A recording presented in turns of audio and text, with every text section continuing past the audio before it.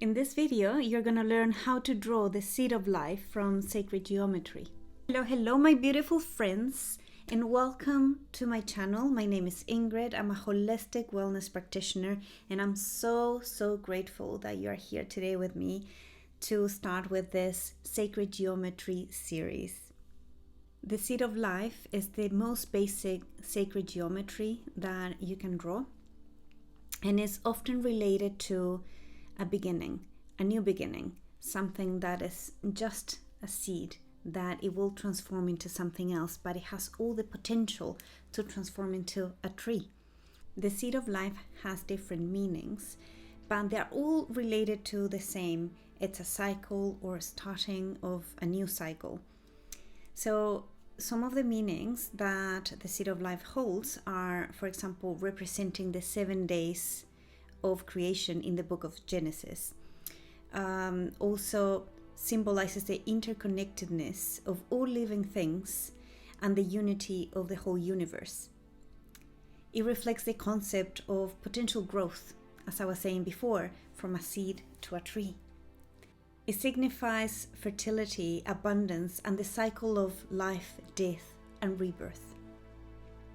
It also represents the fundamental patterns of existence and the underlying geometry found in nature and in the cosmos. It is also used within meditation practices to promote balance, harmony, and spiritual awakening.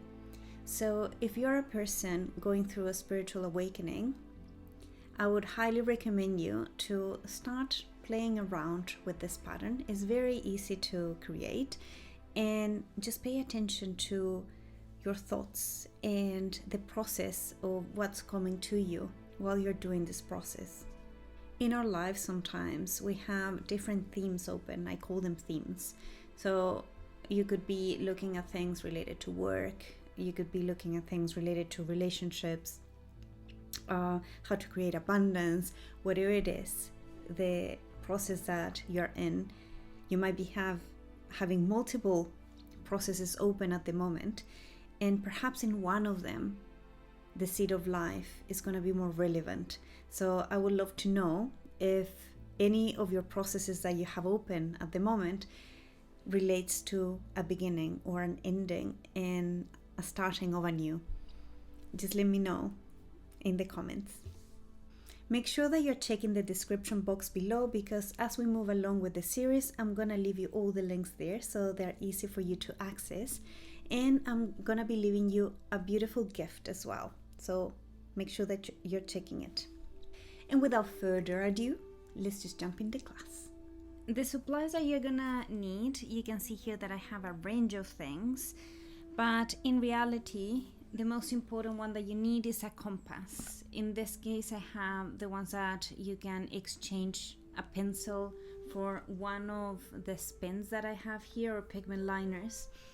And then when you use the eraser, it's easier to keep the shape there, right? But the most important thing, it's a compass, and of course a piece of paper or a sketchbook, as I have here. Something also to have on hand is an eraser. I have this particular one here, but you can have any type of eraser as well, as long as you're using a pencil or graphite to do the shapes.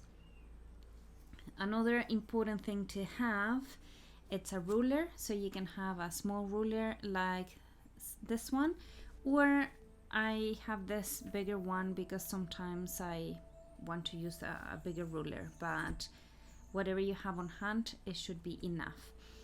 Another thing that you might want to have available is a protractor. There are different ways of doing things, and sometimes using a protractor makes it much easier. So having one available would be beneficial.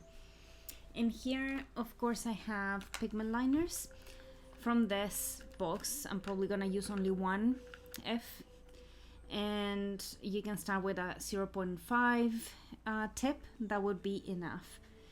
I also have this other ones that they're very similar to pigment liners. These are called fine liners, and they have different colors. So I am gonna be using sometimes different colors, and this is why I'm using the compass that you can exchange the pencil for one of these ones, just to show you different parts of the process.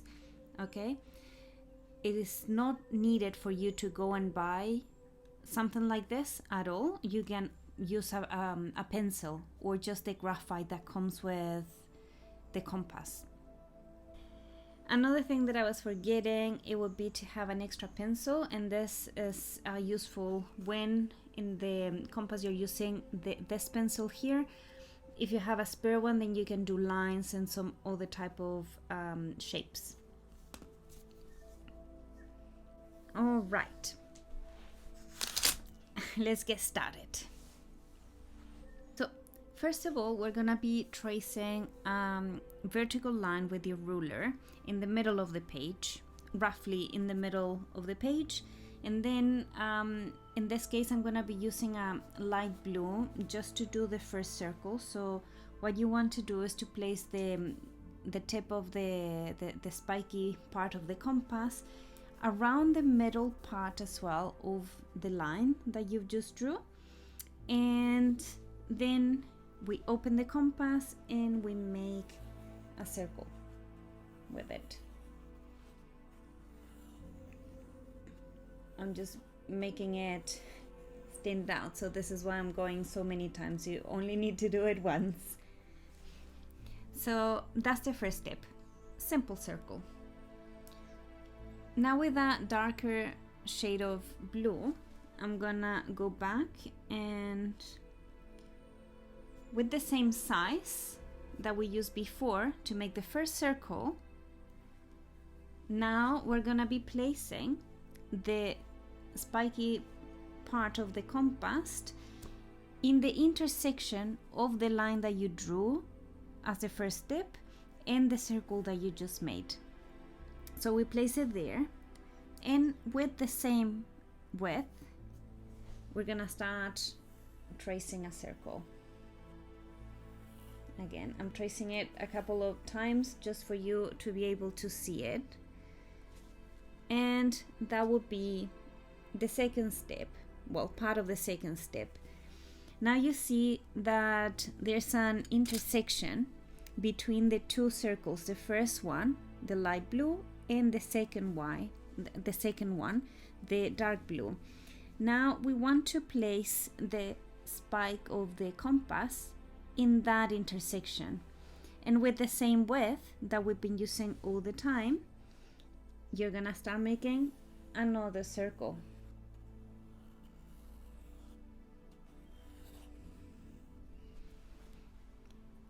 And now we repeat with the light blue and the new dark blue circle. We go into the intersection and we create another circle. And we repeat again in this one here.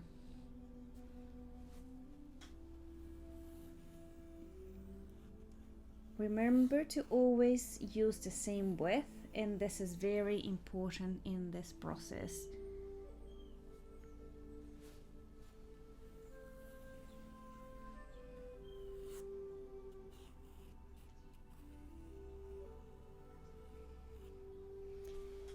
And we go once more.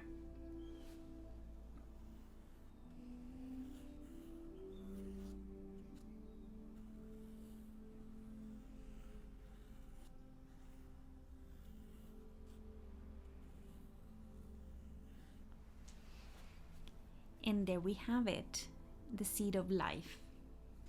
I hope that you have a beautiful day, a beautiful afternoon or evening wherever you are in the world, and I'll see you next time.